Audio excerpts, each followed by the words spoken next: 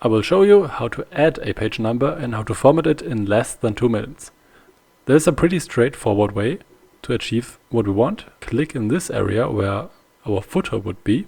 There isn't one yet, but we can activate it by clicking here. Clicking again, insert page number. And there we go, it's pretty basic. So let's do something about that.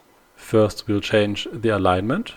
And going from here, we can do whatever we can do to every other text. Make it bold, make it colorful, make it bigger.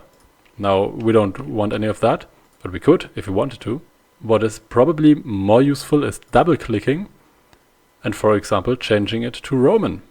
We can double click again, choose as page style to revert, or for example go for first, second, third, but let's go with Arabic.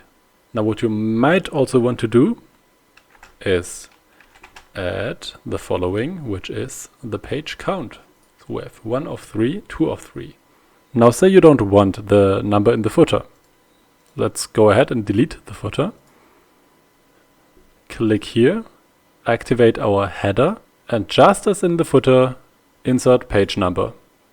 Change the alignment, there we go. Delete again. There's a second way to go about this, which is go to format, page style, header on, or if you want, footer on, and okay. Then again, click and insert page number. Great, that should be all you need to know. So see you in the next video.